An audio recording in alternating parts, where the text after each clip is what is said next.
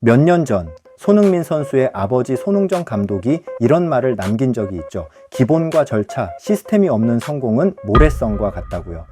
그때는 다들 그냥 자녀 교육 철학이겠거니 하고 넘겼을 거예요. 그런데 이 말 소름 끼칠 정도로 정확하게 현실이 되어버렸습니다. 그것도 경기장이 아니라 아무도 예상 못한 곳에서요. 홍명보와 손흥민, 이 둘의 악연이 사실 어제 오늘 일이 아니었다는 거 알고 계시죠? 홍명보 감독은 처음 대표팀을 맡았던 2013년 손흥민에 대해 국가대표팀이 손흥민만을 위한 팀은 아니라는 취지로 못을 박았습니다. 여론에 떠밀려 어쩔 수 없이 기용한다는 뉘앙스로 읽힐 수 있는 발언이었죠. 그리고 10여 년이 지나 다시 지휘봉을 잡은 2024년, 이번엔 대표팀 주장이었던 손흥민을 향해 주장 교체 부분을 계속 생각하고 있다는 폭탄 발언까지 던졌었죠. 이런 그의 발언들에 대해 손흥민에 대한 열등감이니 자격지심이니 말이 많았는데 이제 와서 보니 그 말들이 틀린 말이 아니었던 것 같은데요. 이 미묘한 신경전 속에서 많은 축구 팬들이 자연스럽게 떠올린 또 한 사람이 있습니다. 바로 손흥민의 아버지 손흥정 감독이었죠. 손 감독은 지난 2024년 1월 아시안컵 본선을 앞두고 한 인터뷰에서 냉정하게 말해 한국 축구의 미래를 생각한다면 이번엔 우승해서는 안 된다는 뼈 있는 이야기를 꺼냈습니다. 일본과의 기량 격차가 이미 크게 벌어졌는데 준비도 안 된 상태에서 우승만 해버리면 오히려 한국 축구가 병들 거라는 냉정한 진단이었죠. 사실 엄청난 발언이었죠. 국가대표팀을 향한 이 작심 발언들이 쌓이면서 그때부터 이미 축구협회 그리고 홍명보 감독과의 감정의 골이 조금씩 깊어지고 있었던 건 아닐까 하는 생각을 했었는데요. 손흥민, 이강인, 김민재 역대 최고의 황금 세대라는 수식어까지 붙었던 이번 북중미 월드컵 대표팀, 세계 최고 리그로 꼽히는 프리미어 리그와 분데스리가 그리고 프랑스 리그 최고 명문에서 각자 주전으로 뛰던 선수들이 한 팀에 모였으니 팬들 입장에서는 이번만큼은 다르다는 기대를 품는 게 당연했죠. 하지만 결과는 참담했고 32강 진출 실패했죠. 48개국으로 참가국이 늘어나서 문턱이 낮아졌다는 이번 대회에서조차 그 문턱을 못 넘은 거예요. 여기까지만 들으면 그냥 흔한 성적 부진 이야기 같으시죠. 그런데 진짜 사건은 지금부터입니다. 대회가 끝나고 감독이 보인 행동, 이거 정말 어떻게 설명해야 할지 모르겠어요. 국민들에게 사과 한마디, 제대로 된 설명 한마디 없이 갑자기 자취를 감췄다가 국회에서 청문회 이야기가 나오자 그제서야 슬그머니 다시 나타났습니다. 그리고 내놓은 변명이 하나 있는데요. 이 변명을 들으면 아마 다들 허수순부터 나오실 겁니다. 가족들을 향한 협박 때문에 가족을 지키기 위해 미국으로 간 거였다. 네, 가장으로서 가족은 지켰다는데 그럼 감독으로서 이 팀은 그리고 이 팀을 사랑했던 5천만 국민은 누가 지켰던 걸까요?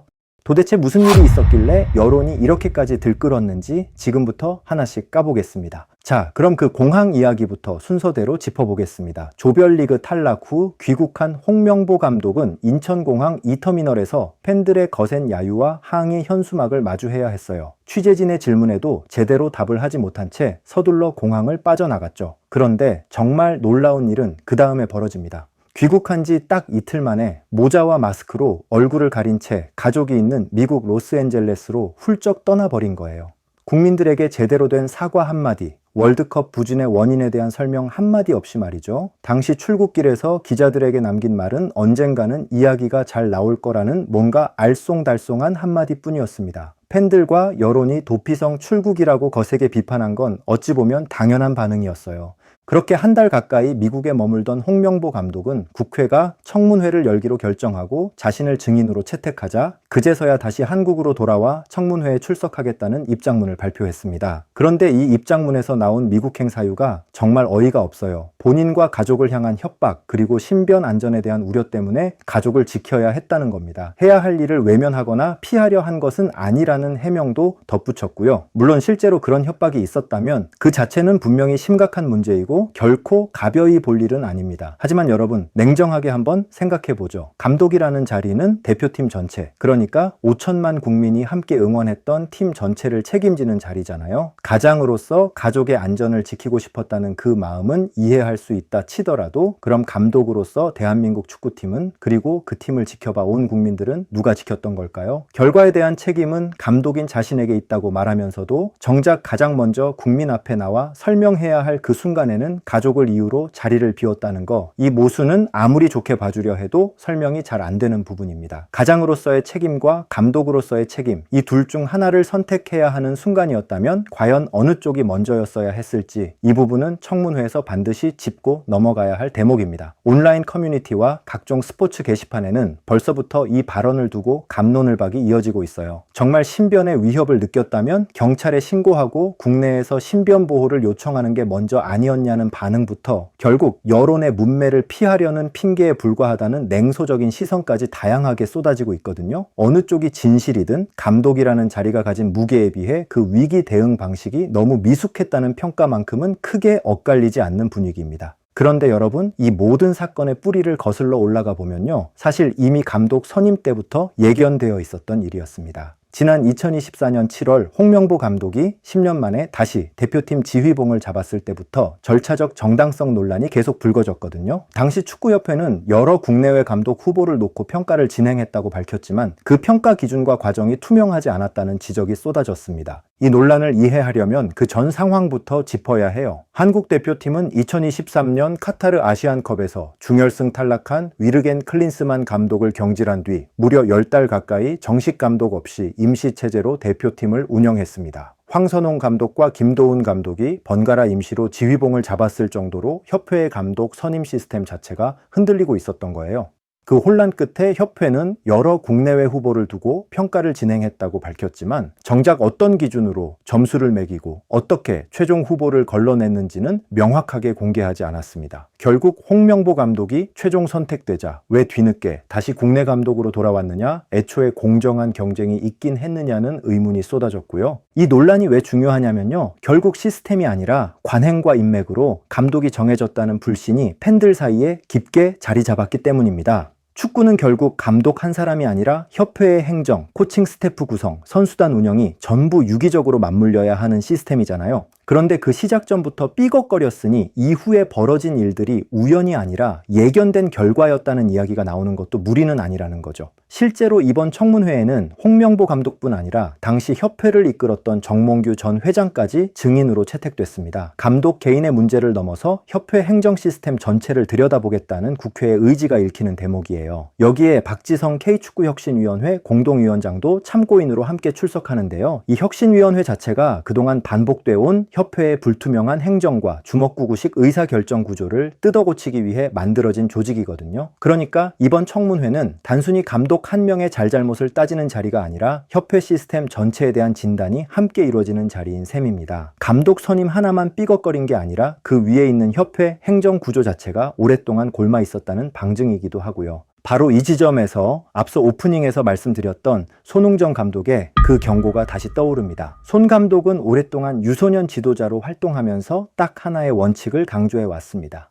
재능보다 기본기, 결과보다 과정, 그리고 그 과정을 떠받치는 시스템이 없으면 아무리 화려한 성공도 결국 오래가지 못한다는 거예요. 모래 위에 지은 성이 파도 한 번에 무너지는 것처럼요. 이 말이 그냥 흘려들을 소리가 아닌 게 손흥정 감독은 실제로 이런 원칙으로 자기 아들을 세계적인 선수로 키워낸 지도자거든요. 본인이 쓴 책이 베스트셀러에 오를 만큼 기본과 과정을 중시하는 그의 철학은 이미 많은 사람들에게 검증받은 셈입니다. 그런 사람이 오래전부터 해온 경고였으니 지금 와서 이렇게 소름 끼치게 들어맞는 게 그냥 우연은 아니라는 거죠. 손흥민, 이강인, 김민재 같은 세계적인 재능들을 보유하고 있었잖아요.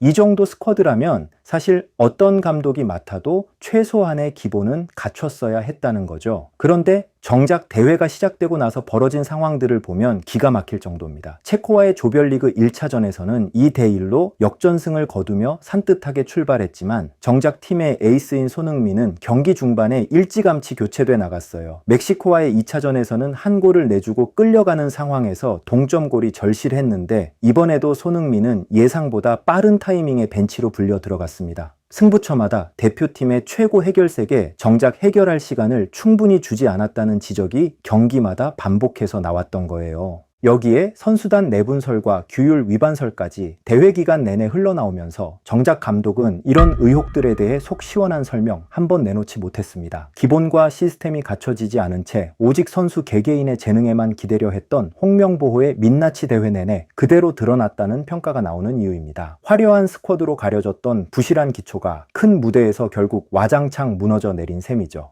그런데 더 답답한 건 따로 있죠. 홍명보 감독이 정작 세계 최고 수준의 선수를 제대로 활용하지도 못했다는 거예요. 한국 대표팀을 2018년부터 2022년까지 이끌었던 파울로 벤투 감독은 최근 인터뷰에서 손흥민을 두고 자신이 지도했던 선수 가운데 가장 뛰어나고 프로의식이 훌륭한 선수였다고 평가했습니다. 벤투 감독 체제에서 손흥민은 안아골절 부상에도 마스크를 쓰고 그라운드에 나서면서 한국의 2022년 카타르 월드컵 16강 진출을 이끌었던 주역이었잖아요.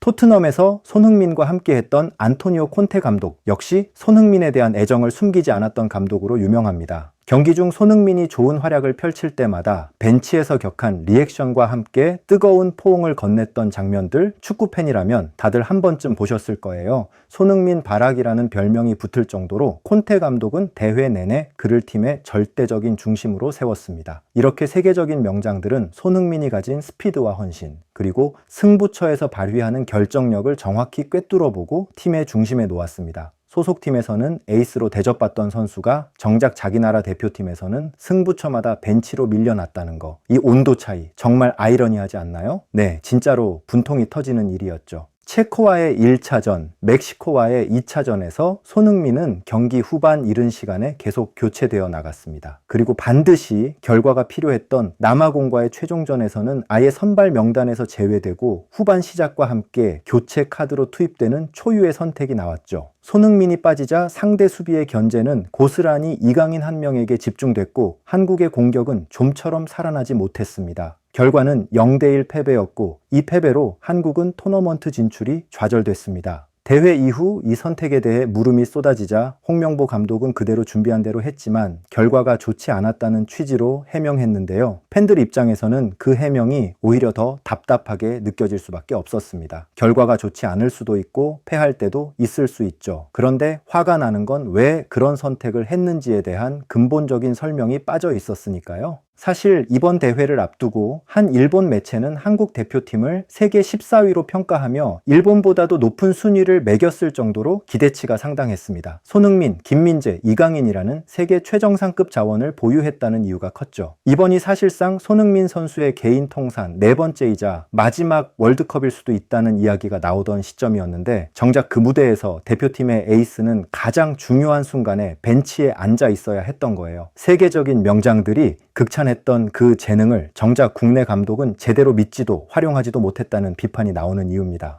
이 세 가지가 제대로 짚어지지 않는다면 이번 청문회도 결국 반짝 관심을 받고 지나가는 이벤트에 그칠 가능성이 크거든요. 이제 홍명보 감독은 국회, 청문회 증인석에 서게 됩니다. 감독 선임 절차부터 남아 공전 선발, 제외 결정, 그리고 도피성 출국 논란까지 국민 앞에서 있는 그대로 설명해야 할 순간이 온 거예요. 손흥정 감독이 늘 강조해온 말처럼 지금 한국 축구에 정말 필요한 건 화려한 스타 플레이어 한두 명이 아니라 절대 무너지지 않는 기본과 투명한 시스템이라는 걸 이번 월드컵이 뼈아프게 증명해준 셈입니다. 다만 이거 하나는 짚고 넘어가고 싶어요. 손흥민 선수의 이번 대회 부진이 곧 그의 커리어가 끝났다는 뜻은 절대 아니라는 겁니다. 축구 팬이라면 다들 아시겠지만 리오넬 메시는 39이라는 나이에도 여전히 결정적인 순간마다 팀을 구해내고 있고 크리스티아노 호날두 역시 40이 넘은 나이에 아직도 국가대표 유니폼을 입고 최전방에서 뛰고 있잖아요. 나이는 숫자에 불과하다는 말이 정말 딱 어울리는 두 선수인 거죠. 손흥민 선수는 아직 소속팀에서도 꾸준히 제 몫을 해내고 있고 스피드와 결정력 역시 크게 떨어지지 않았다는 평가가 많습니다.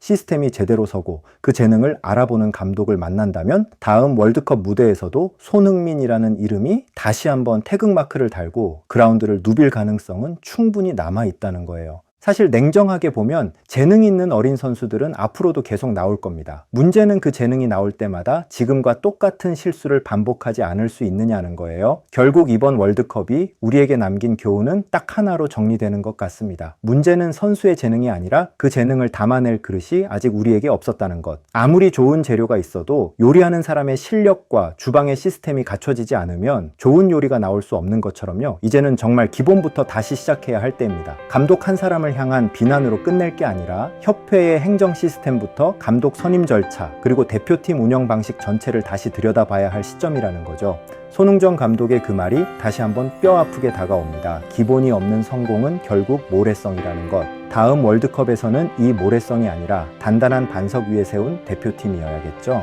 오늘 영상 봐주셔서 감사합니다. 구독과 좋아요는 다음 영상을 준비하는 데 큰 힘이 됩니다.